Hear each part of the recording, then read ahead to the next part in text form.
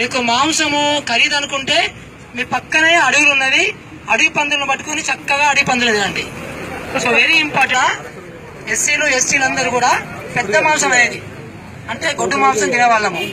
So మధ్యలో మనకు ఒక దరిద్రపు కల్చర్ ఒకటి వచ్చి, బ్రాహ్మణికల్ కల్చర్ వచ్చి, ఎందుకంటే ఇది వాస్తవం కాబట్టి నేను చెప్తున్నాను, బ్రాహ్మణికల్ కల్చర్ వచ్చి ఈ పెద్ద మాంసం తినవద్దు, మనకు అది ఇది గాడిద గుడ్డు అని చెప్పి అది బంద్ చేసింది. నేను చాలా గ్రామాలలో, ఎస్పెషల్లీ మహబూబ్నగర్ జిల్లా, రంగారెడ్డి జిల్లా గ్రామాలలో నేను నిద్రలు చేసినప్పుడు అక్కడ ఉన్న ముసలి వాళ్ళు నాకు చెప్పారు ఈ విషయం. సార్ మాకు గొడ్డుకూర తినాలని ఉంది, కానీ గొడ్డుకూర తిన్నిస్తలేరు, ఊర్లో తిన్నిస్తలేరు, మా ఇంట్లో తిన్నిస్తలేరు, కానీ నా ప్రాణం కొట్టుకుంటుందని చాలా మంది ముసలు చెప్పారు.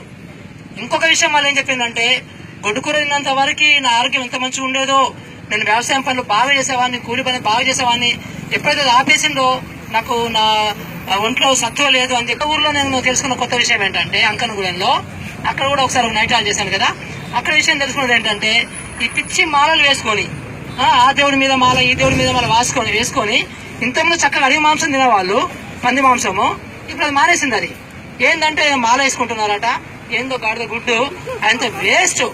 సో హ్యాపీగా మనం ఏ తినాలో తినాలి అంతే.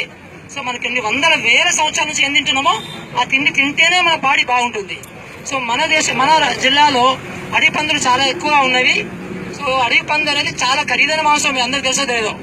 సో మొత్తం ప్రపంచంలో అమెరికాలో మీకు హోటల్కి వెళ్తే ఎక్కువ కాస్ట్ ఏది ఉంటుందని చికెన్ ఉండదు, ల్యాంబ్ అంటే మన మేకా మాంసం ఉండదు, అడవి మాంసమే అతి ఎక్కువ ఖరీదు. సో అలాంటి అడవి మాంసాన్ని, అడవి పంది మాంసాన్ని మనం లాపేశారు. ఒకవైపు ఏమో నాకు ఏ గ్రామానికి వెళ్ళినా కానీ ఫార్మర్స్ ఏం చెప్తున్నారంటే, అడవి పందులు పెడితే ఎక్కువైంది సార్, మేము ఏ పంట వేసినా తినేస్తుంది సార్, ఏం చేయమంటారు మమ్మల్ని అంటున్నారు.